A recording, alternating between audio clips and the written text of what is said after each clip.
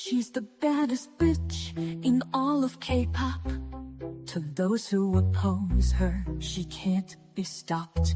From ugly duckling to famous and rich, she's the pop star Genghis Khan of that bitch. She's the baddest bitch, the baddest bitch. Conquered the world of K-pop as its ultimate bitch.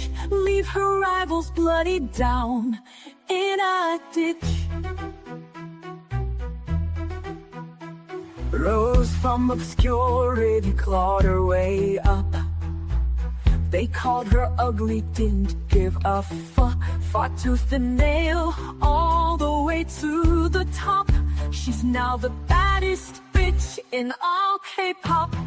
She's the baddest bitch, the baddest bitch. Conquered the world of K-pop as its ultimate bitch. Leave her rivals bloody down in a ditch. The final boss, remember her name? Jung So-yeon, she's ahead of the game. All the girl group stars, don't matter which. Jung So-yeon, K-pop's ultimate bitch.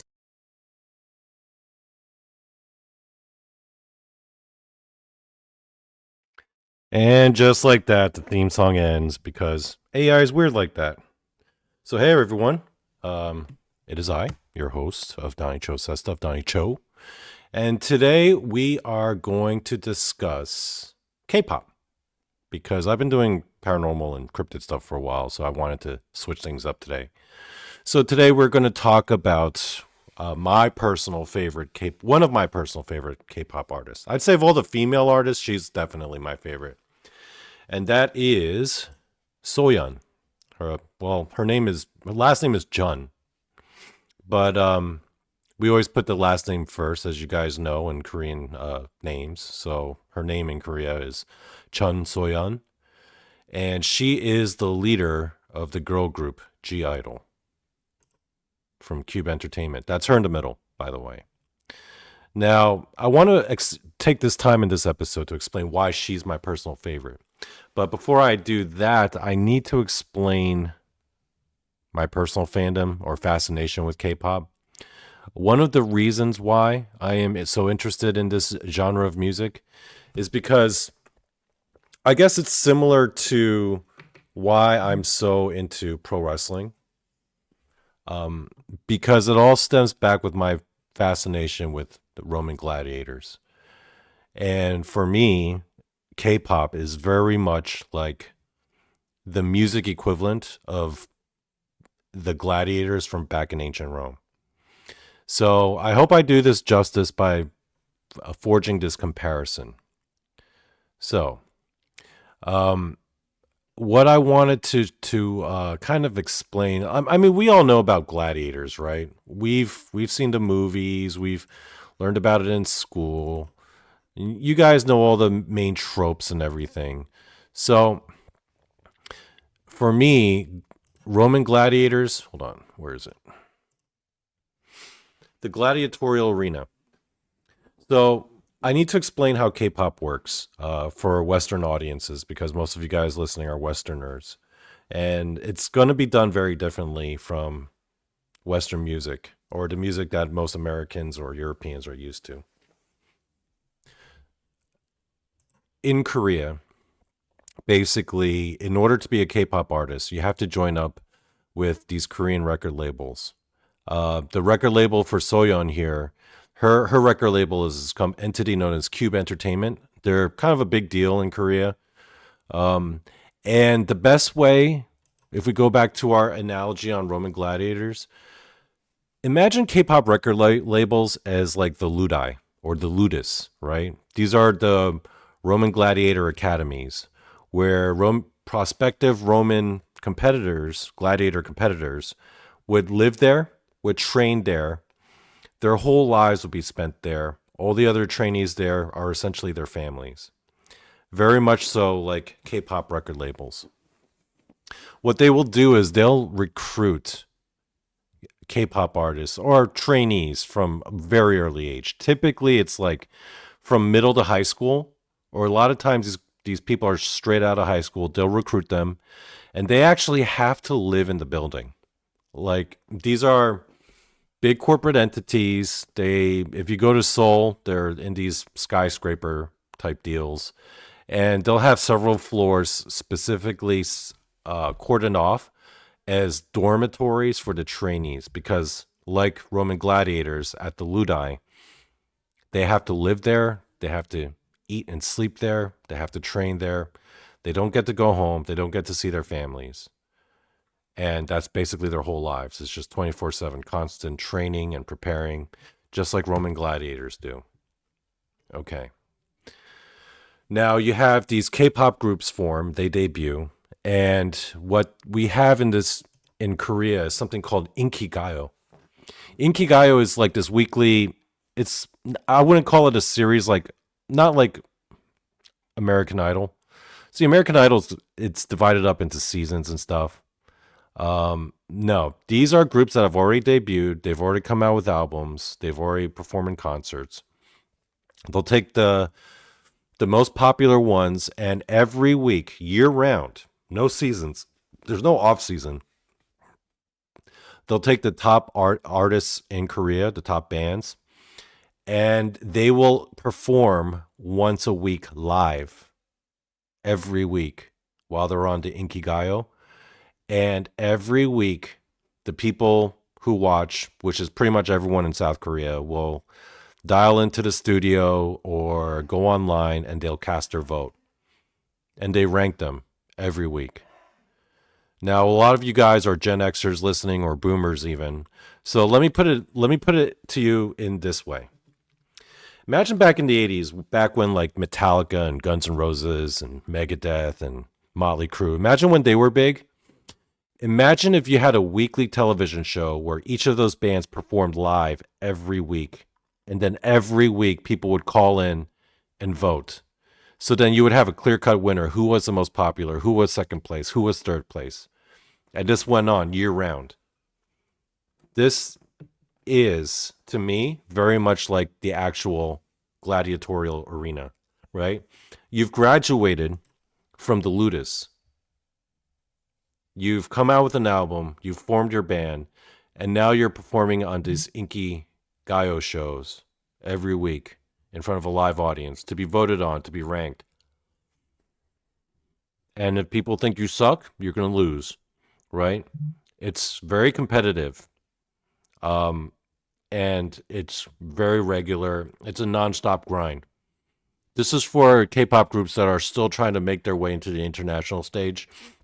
They have to get through the hardest part. These Inkigayo live shows in front of the Korean audience. This is not really meant for international audience. This is just for the Korean audiences.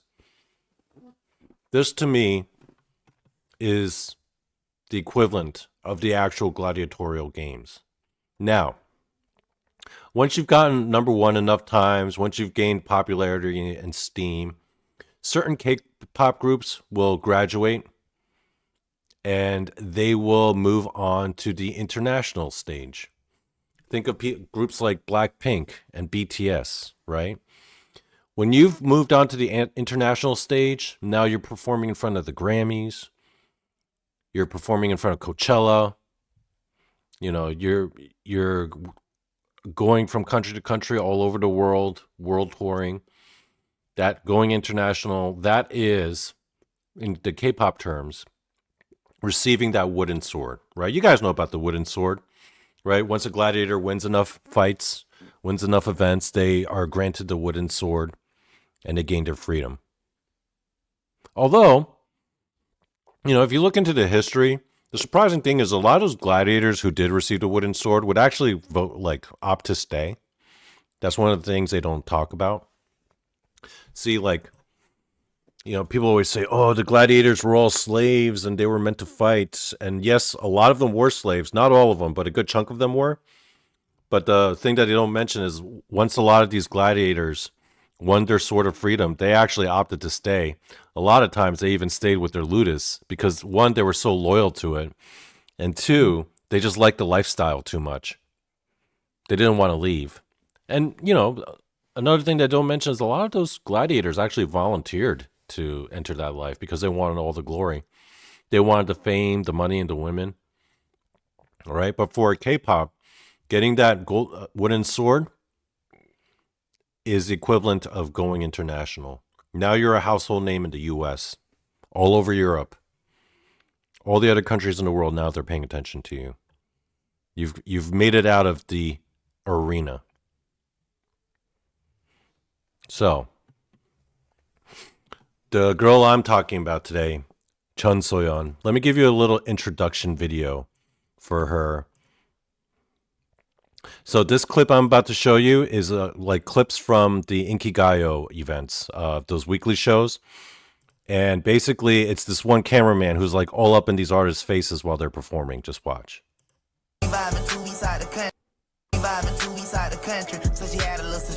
He's like all up in their face.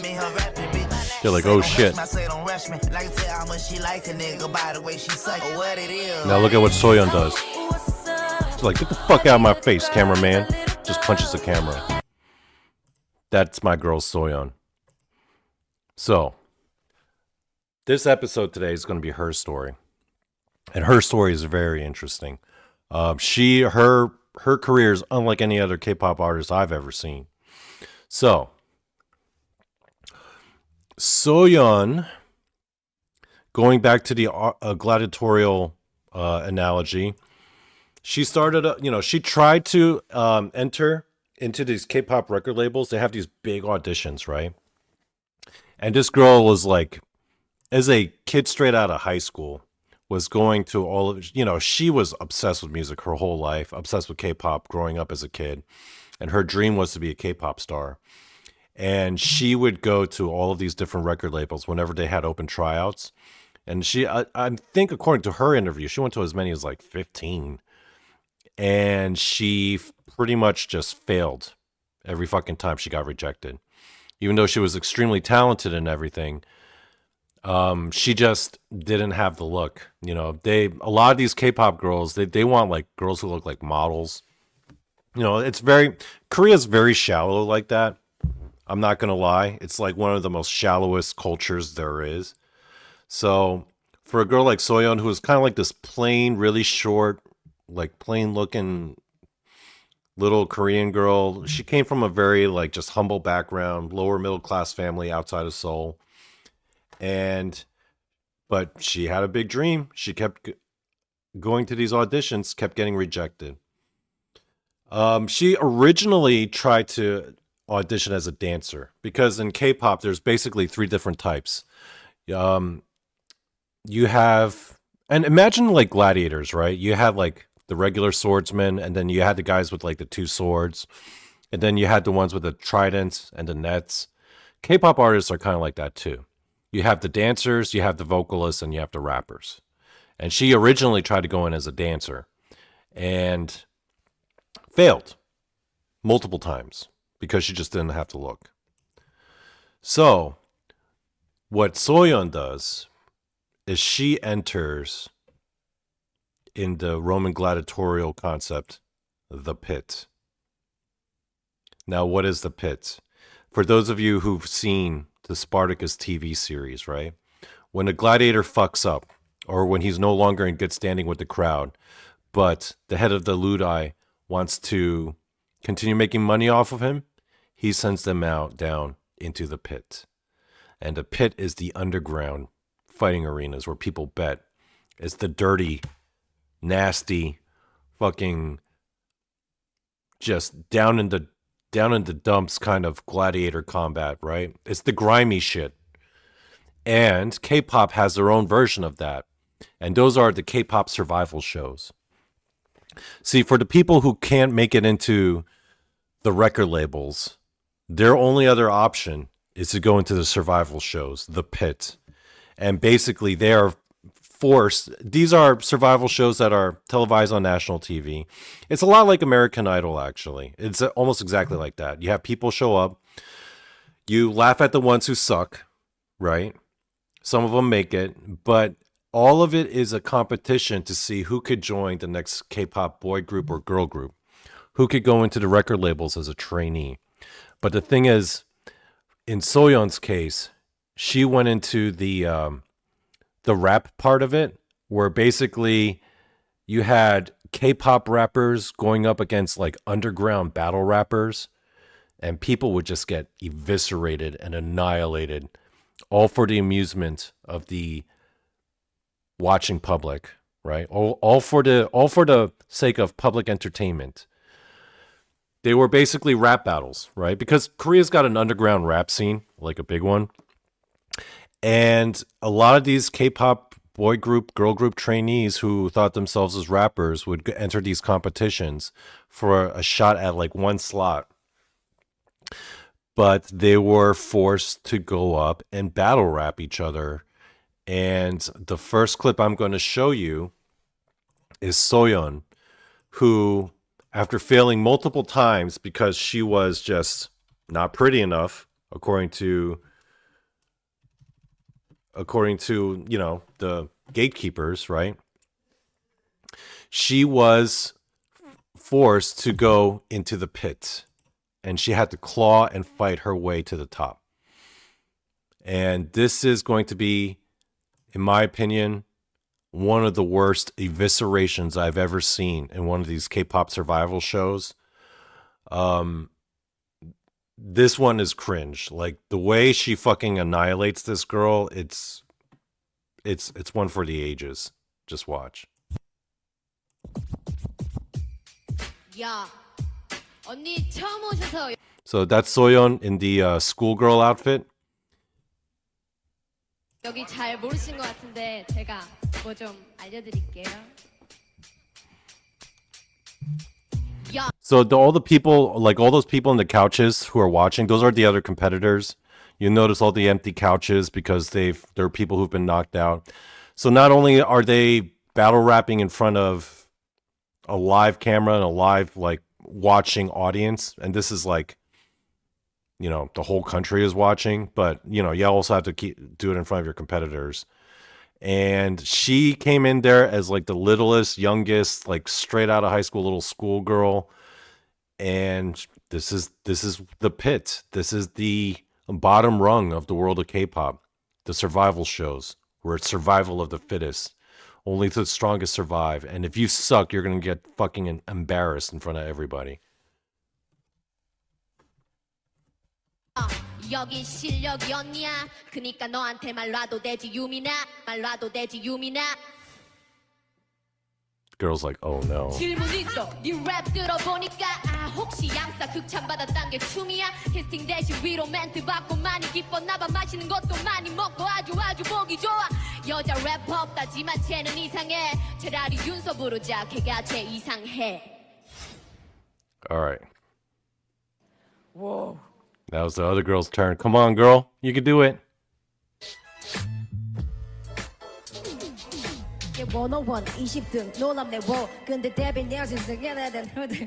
Oh no. Oh no. This is bad, guys.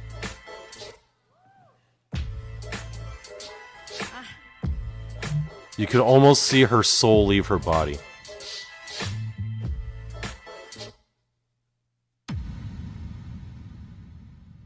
Damn. Okay, so Soyeon's gonna give the coup de grace. Yeah. I think Soyeon at this point feels bad. 안 이쁜 내가 봐도 너는 너무 심각해. 유언 있음 말해봐 지금 너 화장시키게. 쇼미더머니 불구덩이 엄프 버전이 바로 거기 오자마자 떨어져. 네가 갈 곳은 지옥 같아. 쇼미 광탈 통편되고 엄프 와서 센쳐. 그리고 유명하더라 회사가 꽂아낸 거. 근데 네 뒤에 뭐가 있건 내 자린 못 넘보지. 넌 날 딱 하나 이겨. I'm pretty. I'm pretty. Damn.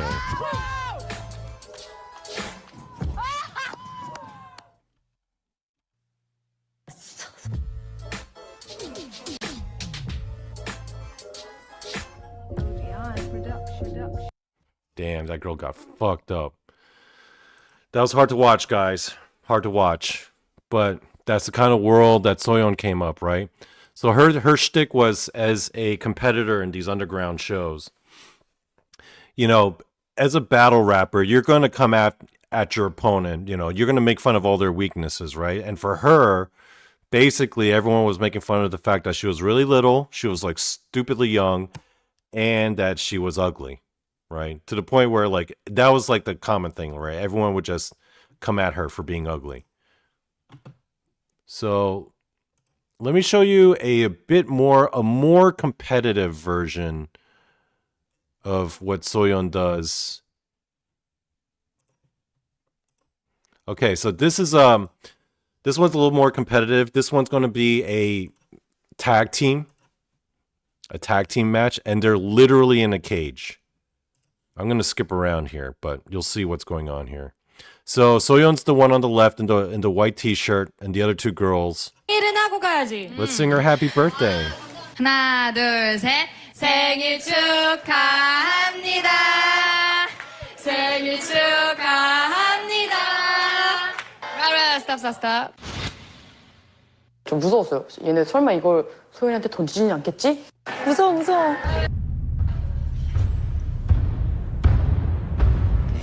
Happy birthday. Happy She's birthday. like, happy birthday, bitch. 심쿵 막 되게 멋있다. Now she's Happy up birthday. against a more Let's go. competitive battle. These girls aren't here to play. 뭐 케이크 그거 던져주시긴 That's Soyeon. 했는데 그래도 저는 기뻤어요. 생일 축하를 받아서. 정말 독한 마음으로 제대로 한번 싸워보자. She's like, Bounce to the left. Ho. Bounce to the left. Hey. 예진아, 오늘 내가 말 좀 놀게. this is the real K-pop hit. Yo, 나도 트랙 딴거 축하해. But 아무도 듣지 않아. 쿠시한테 사과해. 널 따라오던 그네들은 엇박쇼. 왜 근데 계속 손뼉만 쳐. 커리어 좀 쌓고 나오라며 가시나요. What's up? 얜 가슴 떼곤 없어. Oh, she's making fun of her boobs. That's not cool. Real talk, 나랑 talk, you're not, 너는 안 돼. 이게 말이 돼? 어떻게 1년도째 안 돼. 나랑 인지도가 너무 비슷해. 스페를 떠나 정말 고민해봐 은퇴. 고생한 건 인정할게. 떠나 박수 칠 때. So yeah, these girls aren't fucking around, man. So let me skip ahead to where the one girl tries to come at Soyeon.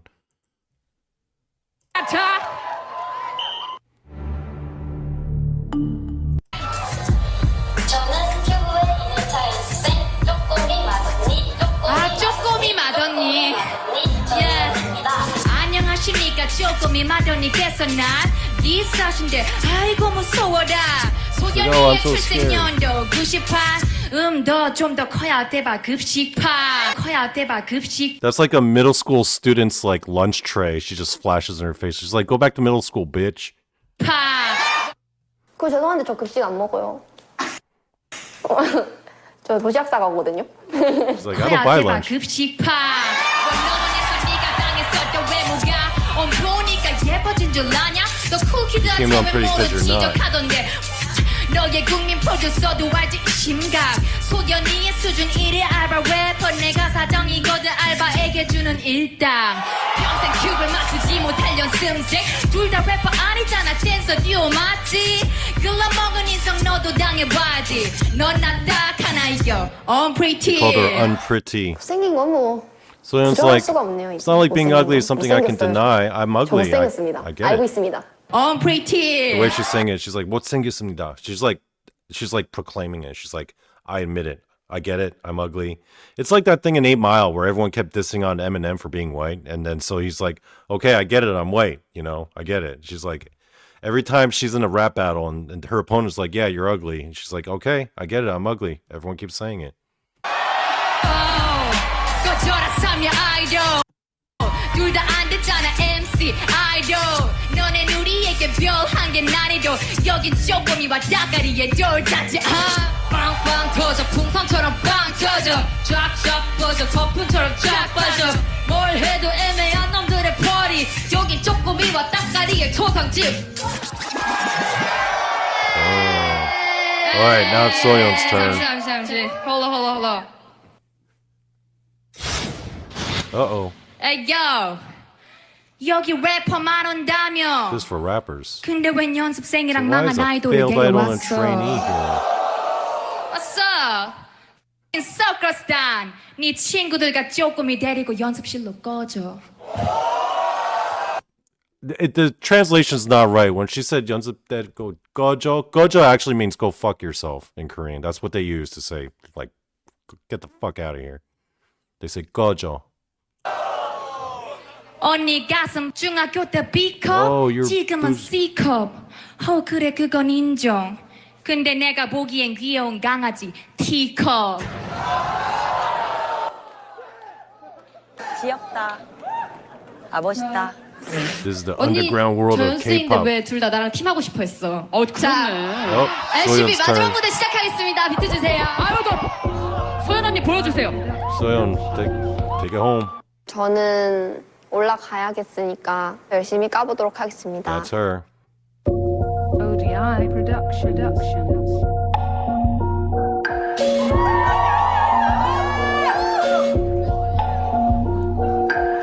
언니 광탈했던 저번 시즌과는 다를 거라더니 달라진 게 머리색인가 봐. 왜 또 나왔어? 이번에도 랩 말고 얼굴로 남자들 꼬셔서 커피 잡지 찍을 거야. 치명적 비유 많이 So get the 심각한 fuck 비유. out of here. Shoot another 그러니 coffee 언니 그리 commercial. 랩을 못하지요. 래퍼가 성인 모델로서 계속 까부니 난 단정한 코딩으로서 싹 다 바르지. School of 싹 다 Sexy 바르지. 친구보다 잘한다며. 근데 반지 하나 없지 손가락 빨아대. 아니 왜는 이런 애랑 한 거지. 난 그 이유를 사전에서 찾았지. 한 거 없는 널 집에 보내서 대통령도 아닌데 너의 원수가 됐어. 초타처럼 유민이 윤정이 넣었지. 내 특기야 입으로 신상 털기. 그레이 시비야 어디서 시비야. 그레이 시비야 야야야. 그레이 시비야 어디서 시비야. 그레이 시비야 야야야.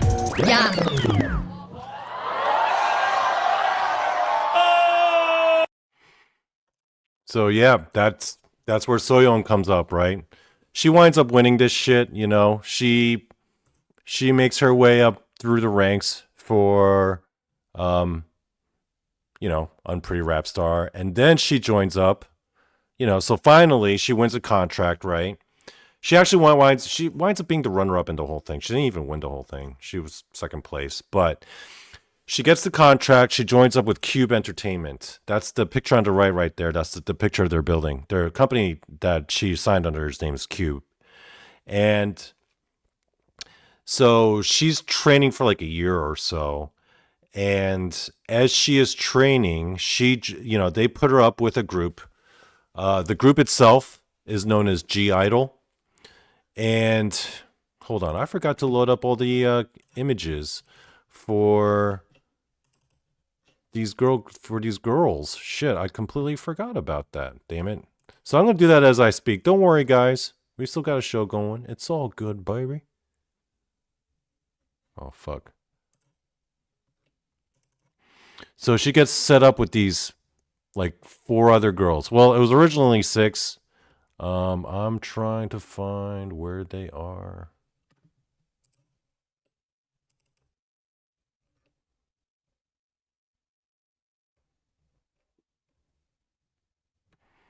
Here we go. Okay.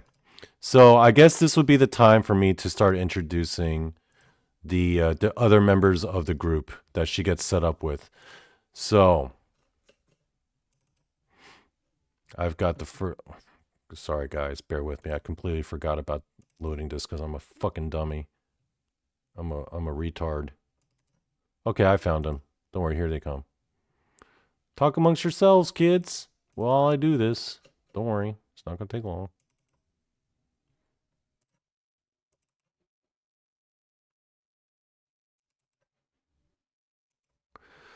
Okay, so Minnie. She's one of the first members. So Minnie, she's actually Thai. Minnie Kim is like her sobriquet. Her real name is Nicha Yantararak. She's born in Bangkok. This girl was like, her family is like related to the King of Thailand. She's like the King of Thailand's like second cousin or some shit. This girl was like a musical prodigy, playing multiple instruments, singing. Started learning music at age 4, piano at like age 5, entering all of these like musical academies. Her original aspiration was like to study music her whole life and to eventually go into university and like study musical theory, learning composing. Like this girl's whole life was music, and again, she's like second cousin to like the Thai king. One day, this girl's mom takes her to a fortune teller, which is a big deal in Thai culture. Like these shamans and fortune tellers, they do a reading for her, and apparently, as the story goes, the fortune teller told them that the further she left Thailand, the further she left home, the more successful she would be. So she had been a fan of K-pop, and there had been some auditions. So she winds up joining with Cube Entertainment and joins up with Soyeon in G Idol. All right. Again, this girl who just came up who just clawed her way up from out of the pit. Now her first bandmate is this Thai royalty girl. The second girl is also not Korean. Her name is Oogie. Currently, she is literally the most popular celebrity in like mainland China. This girl's fucking ridiculous, guys. So apparently her parents were like, they were up there in the Communist Party. She was going to the most elite schools in all of China, where like the top 1%, like the kids of like party members, society's like elite go, and she makes it to the most elite middle school in all of China. It's called Beijing 101. And even within that school, you know, you have all the kids of all the top officials there. Amongst that school, they have like the 1%er class. She's in there, like the top of the class, fucking killing it academically. Her life is pretty much set. This girl's either going to wind up either in politics or as like a professor or like the head of, or a CEO of a company. That's the kind of lives these kids are set for because they're the children of the elite. And even within the school of the children of the elite, she is in like the most elite class. But this girl's all obsessed with like dancing and K-pop. So what does she do? She fucking runs away from home, absconds off to South Korea, tries out for Cube Entertainment's like search for like the next girl group, and she joins up with Minnie, again, Thai royalty, and then Soyeon, who just clawed her way out of a fucking underground pit. The next girl, Shuhua. Let me get her. This is the last one, I swear, guys.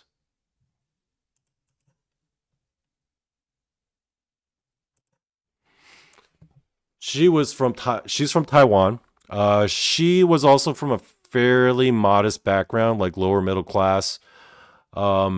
She had a roughest time out of all the 5 girls going there because she didn't speak a lick of Korean when she first joined.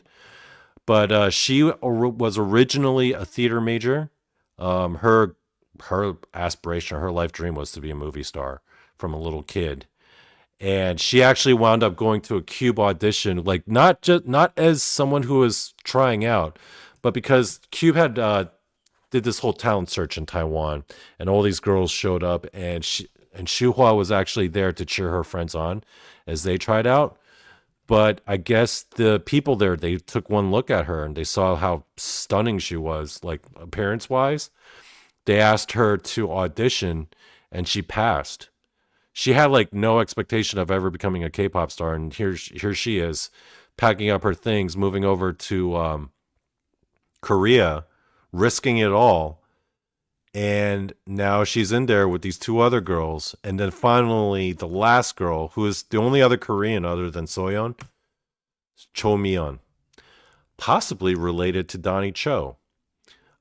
She is also a Cho like I am, and she's the same lineage of Cho. There's different like types of Chos. It's a whole thing. But yeah, I might actually be related to this one, guys. We might be like distantly related. Miyeon was former fifth member of Blackpink. Blackpink being the most popular girl groups of all time. Like, household names like in the world. Right? Like the biggest K-pop girl group ever. She was, there's four of them. Cho Miyeon was actually the fifth member. This is Blackpink when they were in their early trainee days. This is Miyeon right there. But before they debuted, Miyeon was kicked out of the group. No one's quite sure why, but the rumors that I heard was that the record label, they forced her out because they think she was, as the rumor goes, she was caught on a date in Japan with another K-pop boy group trainee. And, in K-pop culture, trainee culture, that's like the biggest taboo. Dating a boy. Oh, man, how dare you? So she was kicked out of the group, and then Blackpink became four girls. But yeah, that's her right there with Blackpink when they were trainees. So this girl basically has her dreams crushed, right? Because Blackpink goes on to become the biggest group in the freaking world. And Miyeon goes back to school. She goes back home, goes back to school. She just wasted like 4 years of her life, just training. This is her with Blackpink there. She's in the middle, by the way. And her whole dream of being a K-pop star is gone. It's ruined. But then one of her friends one day convinces her to, she says, hey, this company known as Cube, they're not as big as the record label that produced Blackpink. They're like a mid-sized one, but they're doing an audition. And, why don't you try out? She auditions as the oldest member. She auditioned at age 21, which is kind of unheard of in K-pop culture. Like, trainees are usually not that old. They're usually just like 16 or 17, but she trained at 21. So she was already kind of behind the curve. But she makes it in. So, together, they form G-Idol. That's the name of the group. That's them right there. That's them with Cube Entertainment. And I am going to show you now.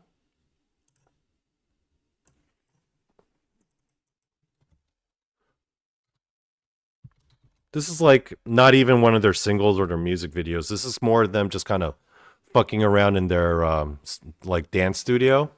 And this is like a studio like recording of like one of their like B songs.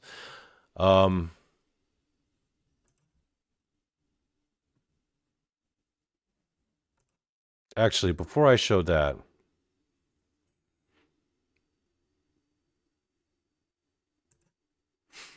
okay, so these girls, they join up with Cube, right? These are the final people. Cube announces, we've got these 5 girls. That's Soyeon in the middle. And what happens? Well, they debut. Their first debut like album they released, they only get like 300 buys. It's considered a flop.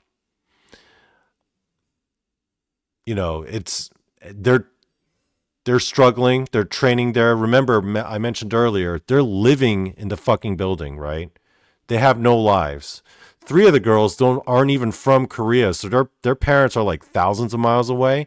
They're still learning how to even speak Korean. So they're really struggling. At least like Miyeon and Soyeon, they at least have like homes they can go to, right? Their families don't live that far. But couple things. Their first album is like a flop. Secondly, the girl from Unpretty Rap Star, the one who was getting dissed on from being like ugly, they start receiving all this fucking hate mail because Korean people are fucking shallow like that, right? They start getting all these hate comments basically saying that this girl's too ugly to be a K-pop artist. She's too ugly to be in a girl group. She's getting all these fucking comments, people calling into the studio. It got so bad that they actually started a fucking petition to get her kicked out because, again, the rationale was she was too ugly. it got like 50,000 votes. I mean, Korean people are fucking shallow like that, man. I mean, these are some of the comments that people were leaving. Like, you know, she'll never be considered a legend. Her voice isn't unique. It's sharp, pitchy, and annoying. Her raps, frankly, never make sense. You know, she's sorry. That little fucking thing in the corner is like blocking my vision. Bear with me, guys. This is fucking annoying.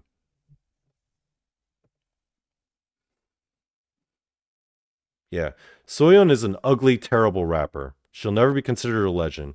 Her voice isn't unique. It's sharp and pitchy and annoying. Frank's raps, frankly, never make sense. They are a 3 on a scale of 1 to 10 on a good day. If I had to make a list of 300 prettiest idols, she wouldn't be there. Another, you know, these are like some of the online comments people keep leaving for them. Talented, but there's a reason why Cube isn't debuting her. KKK is like the Korean version of like LOL. Pitiful. Won't Soyeon's rank fall? Her face isn't what I envisioned for a girl group. So they're literally starting petitions because this girl's too fucking ugly to be a K-pop star. You know, she's saying here, what is she saying?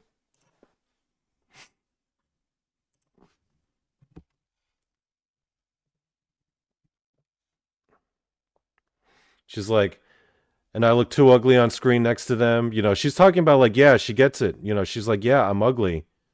You know, my face, I was irritated. I got angry looking in the mirror. Right. People were like making fun of like how ugly this girl is. So they had a lot of struggles. You know, the first album wasn't picking up steam. People were actually making fun of them for the real ugly girl who's like leading the group. And they're actually launching petitions. They entered the Inky shows, the Inkigayo shows that I mentioned earlier, and people are like calling into the studio talking about like that girl shouldn't even be on TV. She's too fucking ugly. That's how Korean people roll, baby. That's how we do it. We're fucking shallow as fuck, you know? Now, here's another detail about Cube that I didn't mention earlier, but I'll mention now. At the time when Cube was putting together these 5 girls, Cube Entertainment itself was about like $6 million in the hole. They were kind of known up until G-Idol came out. They were pretty known for like botching K-pop groups' careers. Meaning like because, you know, they would overspend on the wrong things. They were creatively bankrupt. Like they couldn't come out with like good songs because they couldn't hire the right producers or the right choreographers. So these 5 girls, well, there was 6 originally, but that's a whole other story. But these girls, their careers after clawing their way to debuting was floundering because Cube Entertainment was dropping the ball. They didn't have producers around. They couldn't afford the best ones, so they couldn't produce any songs for them. So they're sitting there waiting for like songs to be written for them. Nothing. Nada. Zilch. And they're all thinking, oh my God, our careers are already fucked and we didn't even get a chance to start. That's when Soyeon decides, okay, you know what I gotta do? I just gotta start learning to produce, compose, and write songs myself. Like she was already fucking around with that, like producing, because she was always obsessed with music. But during this time, this girl fucking downloads like illegally pirated like music production software, just teaches herself, and she starts like just desperately just writing songs because she knew that the record label, they were $5 million in the hole, right? Oh, by the way, these girls this whole time they're not getting paid. You know, those dormitories, like I was telling you about, they have to pay for that out of their own pocket. And because they're not making any income, they're just what the record labels will do. They'll basically have them build debt so that when these girls get famous or when they start getting bigger, the company still doesn't have to pay them because they're paying off all the debt from all the room and board that the company was providing. Right? Just like with Roman gladiators, a lot of the people entering these Roman gladiatorial ludi were either slaves or indentured servants, people who had crazy debt. And they'll say in the K-pop world, a lot of them do have like these slave ass contracts, man. So Soyeon, she gets into this like little ass room, and, with a keyboard, a laptop, her pirated fucking music production software, and she just hammers it out. She starts writing songs, pop songs on her own. She's like, well, the record label, they can't even hire music producers, or $6 million in the hole. Everyone's making fun of her for being too ugly. So she's like, you know what? If I'm going to be fucking ugly, I can at least be like intelligent and just write songs, which is fucking crazy if you think about it. In K-pop, like the actual artists, they don't write their own music. Clearly, it's pop music. Some of them, a lot of them will write the lyrics though. Like they will contribute to the lyrics. Some K-pop groups will actually start writing and composing their own music. BTS is the best example of that. They're one of the things that made BTS stand out from like the other K-pop artists in the beginning was that they were very much like G-Idol. They didn't have too many resources. So they actually wound up writing and producing their own music, which is what a lot of K-pop artists don't do. They hire like professional music producers and composers. But the girls at G-Idol, they didn't have that luxury because, again, they're a company known for botching people's careers and being $6 million in the hole. Didn't have those resources allocated for them. So Soyeon takes it upon herself to do it on her own. So she starts writing and producing. She starts choreographing because they couldn't even hire dance choreographers. And this is the kind of the result of what I'm going to show you now. This is Soyeon and the girls in G-Idol. And again, this isn't one of their music videos, not one of their singles. This is kind of just them on a B track fucking around their dance studio.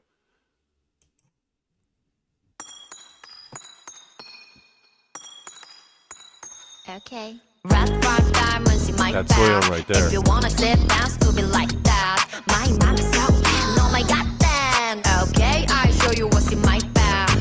Red 5 diamonds in my bag. If you wanna sit down, stupid like that. My mom is so oh my god then. Okay, I show you what's in my bag. That's Minnie right there. That's the one. This is the one that's like from Thailand, who's like related to the Thai king and was like a music prodigy.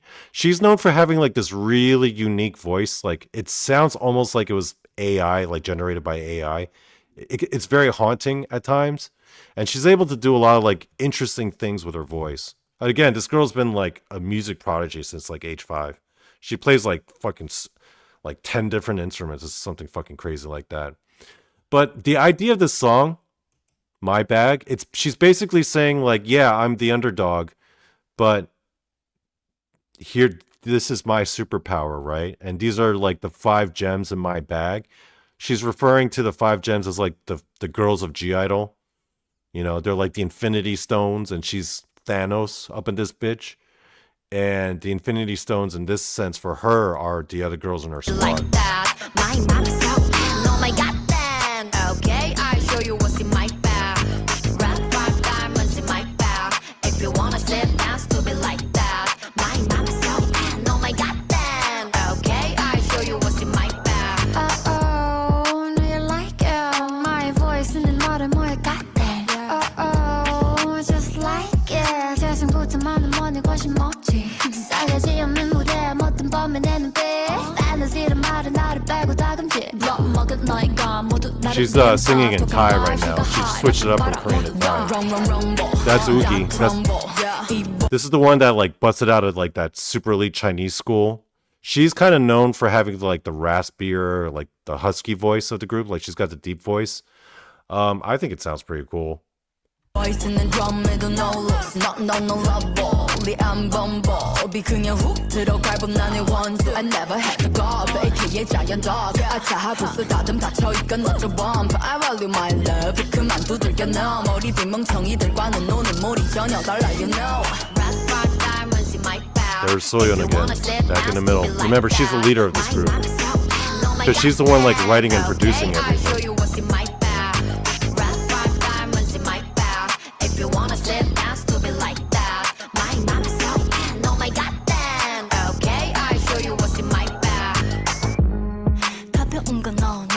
This is the one from Taiwan that I was telling you about, Shuhua, the one who was like not even trying to be a K-pop. She was just there to like visit her friends, and she's Taiwanese, which is kind of funny because the other girl's like from like mainland China. So if you know about that dynamic, she is the one who, in my opinion, is most likely going to wind up being like a movie star after this, because her main aspiration is actually acting in theater.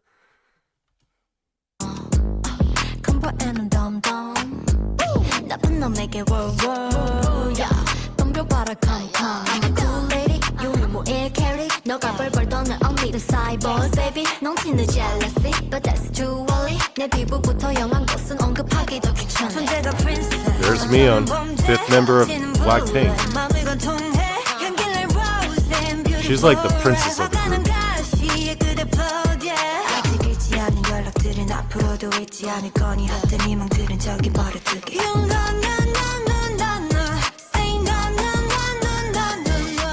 And then we're back to Soyeon, the leader. If you wanna sit down, stupid like that. My mama so oh my god damn. Okay, I'll show you what's in my bag. Red 5 diamonds in my bag. If you wanna sit down, stupid like that. My mama so oh my god damn. Okay, I'll show you what's in my bag. I'd say Soyeon is by far the most charismatic out of the five. I wouldn't say she's like the best looking, but yeah, her presence, she commands the screen every time, man. So, because of Soyeon's efforts, she is like, now they're starting to pick up steam, right? Groups getting popular, and this is a weird thing because before, like I told you, these girls, these people, they make chump change, right? But the thing is, because Soyeon is the one writing and producing the song, she's getting songwriter credits. See, the songwriters and the producers, they're the ones who are actually making the money, right? So, but because she is the songwriter and the producer, and her singles and their albums and their videos are getting big now, guess who's getting all the money? Guess who's getting the big chunk of that? It's her. And she takes that money, she splits it up evenly with the other 5 girls. All of a sudden, they're not like slaves no more. They're not broke ass poor no more. They're kind of dictating their own terms. And yeah, they're now in the game, right? They're in the fucking Inkigayo, and now they're winning it. And now they're making it, she crawled up out of the pit into the Ludai, makes it through the arena, and now they're getting their fucking wooden sword because now they've gone international. They're world famous now. And it was all because of this ugly ass girl who everyone said was like too ugly to join K-pop. It's so ugly, in fact, that they signed petitions and said that she didn't belong there. Who crawled her way out of the fucking pit, had to live like a fucking slave in these K-pop record labels with these 4 other girls, 3 of which weren't even Korean, and they had like no fucking clue what was going on. These girls were like struggling, man. They were away from their families. They didn't speak the language. They had no money. They were basically beholden to these like really predatory music industry practices and these corporations who kind of like just ran their lives. And then this girl comes along and is like, nah, fuck that. I'm just going to write our own music. And then I'm going to split the money with all these, the 5 other or the 4 other girls. And then we're just going to start dictating on our own terms. Like, this girl fucking overthrew her record label just out of the blue. And not only was G-Idol, like, not only did she take over the whole fucking thing, but G-Idol or Cube Entertainment, which was $6 million in the hole, was like now like in the black and making money and making tons of money off of her intellectual property. This kind of shit's like unheard of. So, which leads me ultimately to, in my opinion, their greatest masterpiece. This video. It's called I Want That. This is their album, and to me, this was G-Idol's masterpiece. This is like my favorite music video they've ever made. And I'll break it down to you because it's actually like what this music video is. It's basically their relationship with their record label. It's what it's telling the story of. Just watch. And I'll turn on subtitles so Actually, no. Wait, you don't need subtitles for this one. This one's all in English. Never mind.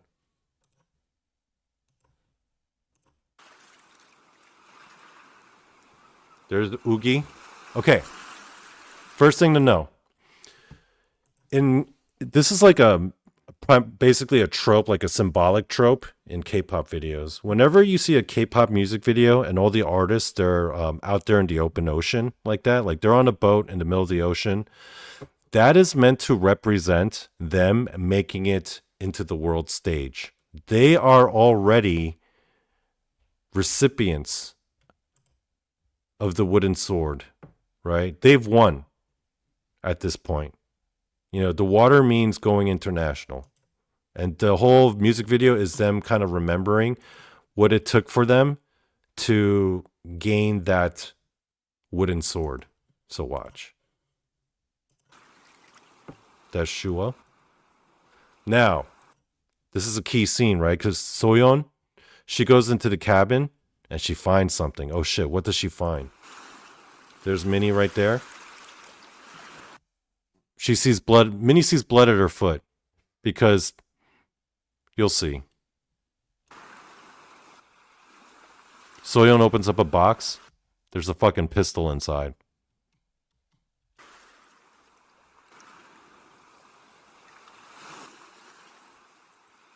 She's like, oh no.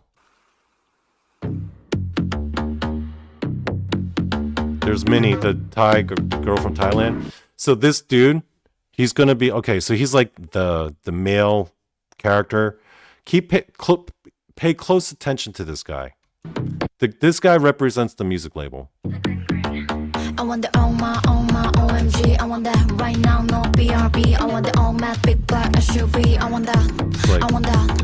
I want the oh my OMG. I want that he's right like their now, boyfriend. like you and me. I want that we maxi, no c'est la vie. I want that.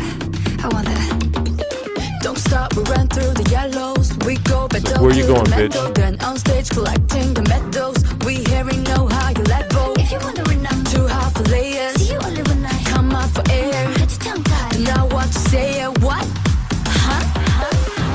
I want you to fall. And then there's you see Oogie, you see Shuhwa and Soyeon getting abused by the same guy. Now Minnie comes here like a bride or a princess. Hardest of all, until the tears roll down your face. Say my name or nothing at all. I only want everything. I want the oh my OMG. I want that right now, no BRB. I want the all Mac big black SUV. I want that. I want that. I want the oh my OMG. I want that right now, that you and me. I want that we maxi, no c'est la vie. I want that. I want that. Green light, stop doing nothing. Stop pushing, listen my button. Show That's like that scene from Gone Girl. This could turn into something. All up and down the coastline. If you wanna come in close, no, I don't bite. Here and don't fight the moonlight. I want you to fall, hardest of all, until the tears roll down your face. Say my name or nothing at all. I only want See, it's the same guy. everything. I want the oh my OMG. I want that right now, no BRB. I want the all Mac big black SUV. I want that. I want that. I want that. Girls are trying to leave, but they can't leave because they're in these slave contracts. I want that. I want that. I want the PSYCHOTIC kind of love.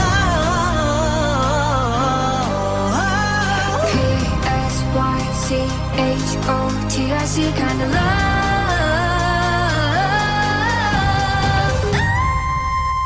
I want the oh my OMG. I want that right now, no BRB. I want the all matte big black SUV. I want that. I want that. Yeah. I want the oh my OMG. I want that right now, that you and me. I want that we maxi, no c'est la vie. I want that. I want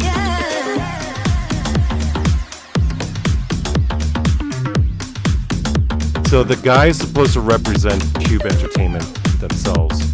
That's why you see it's all the same guy. Like in all of their clips of them being abused by their boyfriend, it's all the same boyfriend because they're all being abused by Cube Entertainment.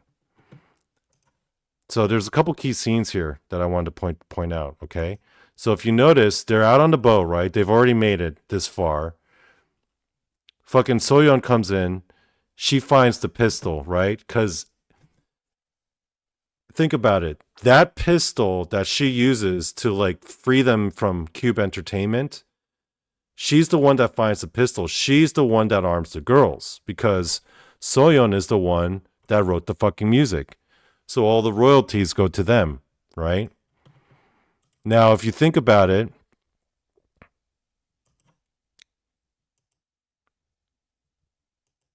you know, Minnie is the one who is the Thai. She's fucking Thai royalty, man.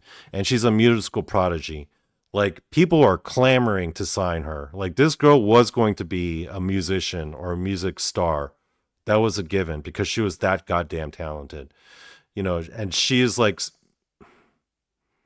she's way too talented to just be a girl group singer. Like this girl, and she's already had her own like albums come out. Like she is going solo.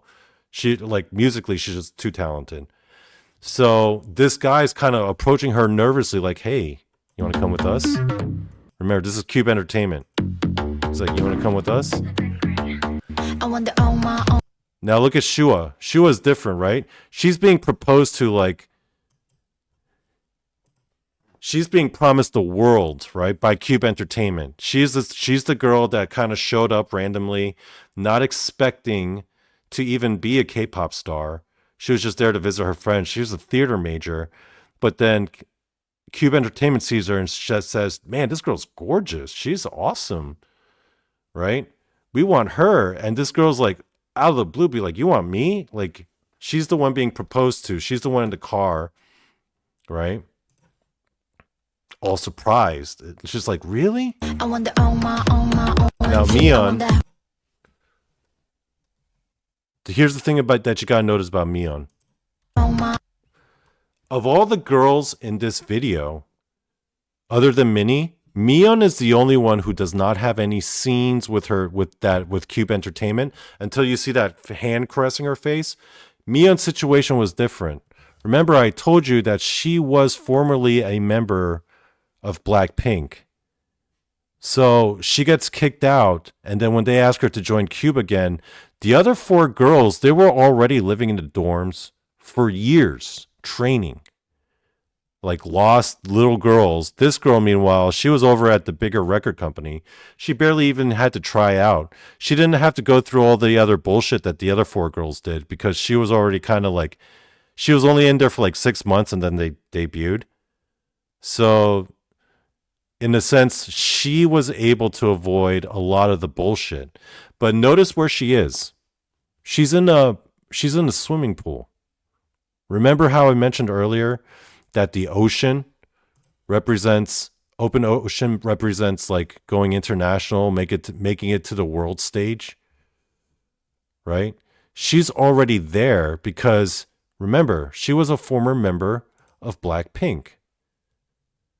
So while the other girls are in the open ocean, this girl's at a swimming pool because she already tasted like the dream of going international with Blackpink. And she's not with that boyfriend being promised the world like Shuhua is. Because, remember, Shuhua's all surprised. She's like, "You're offering me a ring?" Meanwhile, Mion's already there because she just got kicked out of Blackpink. Now remember, Soyeon's relationship. She crawled her way out of the fucking gutter to earn a spot as a trainee. You know, she's already kind of famous because she won that show. So that's her relationship with Cube.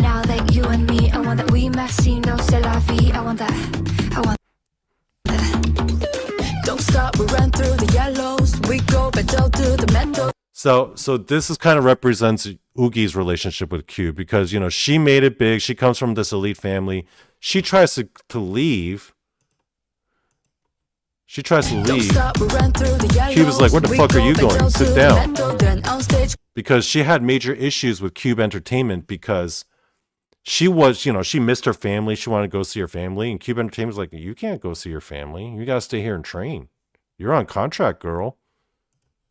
So that's when she realizes she's in an abusive relationship. Collecting the medals, we already know how you let go. If you wondering, I'm too hard for layers. See you only when I. Now, as the girls are all being abused, if you notice when Soyeon's got her like arm against the wall like that, the way she looks back at the guy, she's not scared, she's not traumatized, she's not sad.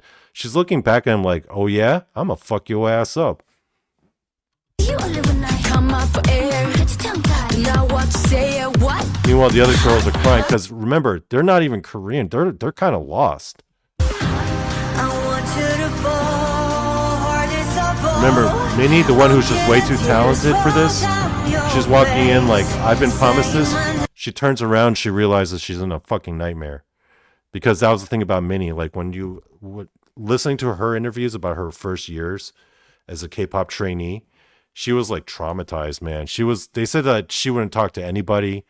She was just so lost and completely like, this is a fucking nightmare. I thought I had one of those, like, my dream is coming true, and this is a fucking nightmare. I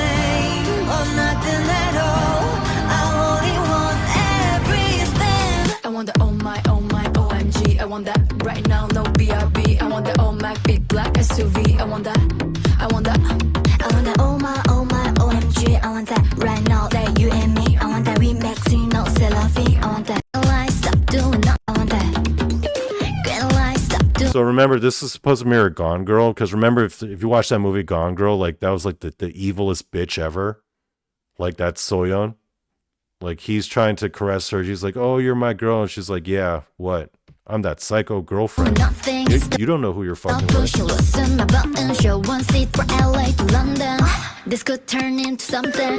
All up and down the coastline. And they're trapped. They're just kind of trapped in that grind. And they say like the life of a K-pop trainee, man, it's fucking arduous. A lot of people drop out. I mean, the suicide rate in the K-pop world is really high. That's the one thing that K-pop and pro wrestling have a lot in common. Like a lot of these people actually like die fairly young, and there's a lot of like mental health problems and like people who do wind up taking their own lives. I mean, there's a lot of ego involved in all this, you know, a lot of money, a lot of ego. If you wanna come in close, no, don't bite. Get it over here and don't fight the moonlight. I want you to fall, hardest of all. On pain or nothing at all. I want everything. I want the oh my, everything. So think about it. Miyeon is not the one who gets abused by the guy at all, but what is she doing right now? She's drowning in the pool because she's struggling with like, I'm the one member of Blackpink who got kicked out and didn't make it. So she's dealing with those are her demons, right? Meanwhile, Soyeon's up in here. I want the oh my, she smiles as the boyfriend's walking by, right? And as soon as Cube leaves, she just gives him that evil look, right? Like, I'm gonna fuck this dude up. I want that right now, no BRB. I want the oh my, big black SUV. I want that oh my, OMG. He's like, where you going? You can't leave. And she's like, I can't leave. I want that. I want the PSYCHOTIC. So remember, these girls come charging in because now Soyeon is the one writing for them and producing all their shit, right? She's empowering these girls because she's got all the intellectual property over all the songs, and she's splitting like the profits and the rights with them. So now they're the ones in charge, right? SYCHOTIC kind of love.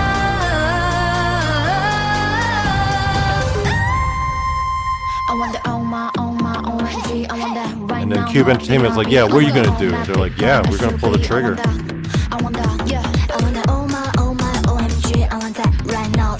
You got Mia looking at that jar of water now, being like, I made it. You know, she's on a boat looking at a jar of water. It's very symbolic, guys.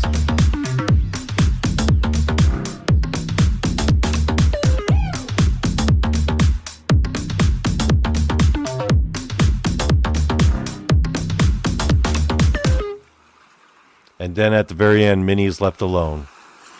Because right after this, she comes out with her solo album. She's still a part of G-Idol, but they also do their own solo stuff. So yeah, man, I love that video, man. That's like one of my favorites, guys. The virus seems to be making people uncontrollably violent. So yeah, I think that's it for now. This group is pretty fucking incredible, man. And I am a big fan of hers. And so, I think... Should I play another video? No, I think I might do a part 2 of this. We'll see how it turns out. If this video, I think people enjoy it, I might do a part 2. I'm going to do more... Actually, you know what? I am going to show one more video. Now, because this video is not so much about G-Idol, it's more about Soyeon. So I kind of want to leave you with this one here, this little number. So the other thing you got to know about Soyeon is that not only does she write and produce for G-Idol, because she's gotten so prolific now, she actually writes and produces for other groups. Just as I mean, she gets paid and everything, but she helps, she contributes to other albums for other groups, and she writes and produces for other people, which is, I think, pretty cool. She's sharing her expertise and collaborating with a lot of people in other record labels. She did, out of all the K-pop artists, Soyeon, I think, collabs a lot with a whole bunch of other artists. So that's another thing I like about her. This one here is a number that I think that she wrote and she did with these 2 other girls. I forgot the first girl's name. I think it was Lee Young-ju or Lee Young-ji. This girl's a rapper, but then the second girl, BB, if I ever do a Baddest Bitch in K-Pop Volume 2, it's going to be about her. But this is a little collaborative number they did together, and I think it's fun. I like it. It's called Bad Bitch Number.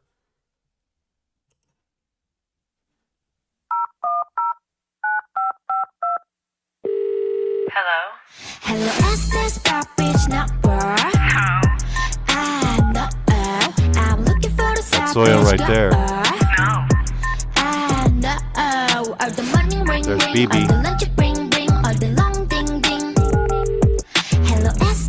These girls are the villains of K-pop. It's think about pro wrestling. You have the faces and the heels. These are the heels.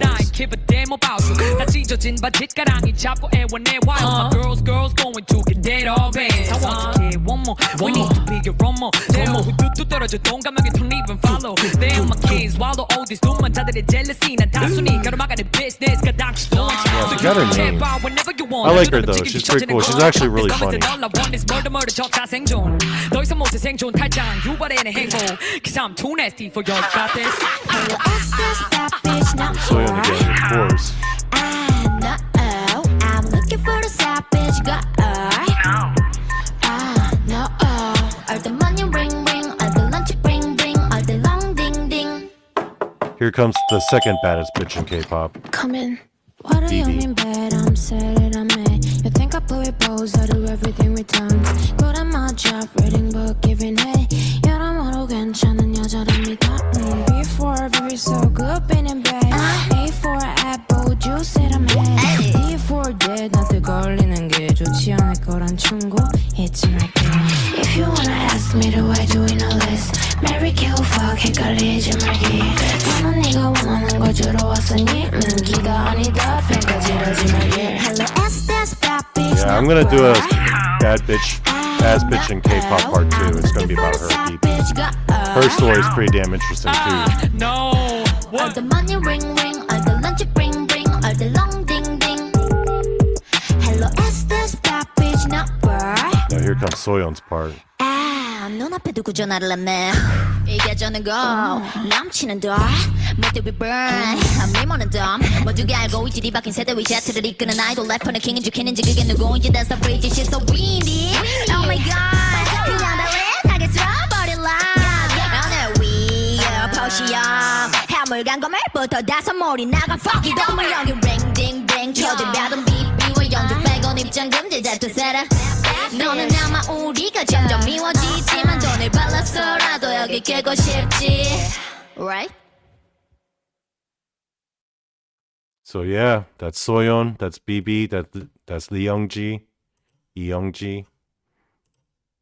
So I will leave it at that, man. This girl's freaking. It's a fucking cool ass story if you think about it. I mean, she fucking clawed her way up out of the pit, out of these fucking cutthroat battle rap, fucking underground shows.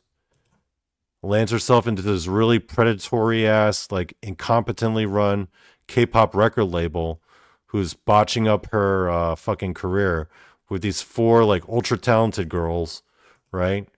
So she's like, fuck this. I'm going to start writing and producing. I'm going to start on a fucking laptop and a keyboard in a dingy room with some pirated ass music producing software, and fucking takes over and like overthrows the entire fucking record label. Starts winning all these competitions. Fucking breaks into like the international stage, and now she's fucking writing for like other groups. And you know, this K-pop girl group's been together for like 7 years, man, which is like unheard of for K-pop girl groups. It's like, it's called the 7-year curse. But yeah, this is my favorite group, guys, and I hope you liked it. And I think with that, I'll leave you guys alone. I know K-pop's not your thing for everyone here, but I don't give a fuck because I like it.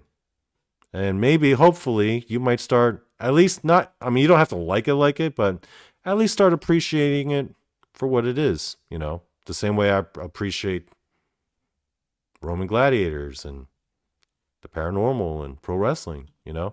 It ain't for everyone, guys. And, you know, I don't expect it to be. But some of these stories that come out of K-pop, I think, are really interesting. Interesting enough to share. And with that, I will end this recording, and let's see if YouTube actually allows me to put this up because of all the K-pop content that I've been playing this episode. All right, y'alls. With that, I'm out. Peace. She's the baddest bitch in all of K-pop. To those who oppose her, she can't be stopped. From ugly duckling to famous and rich, she's the pop star Genghis Khan of that bitch.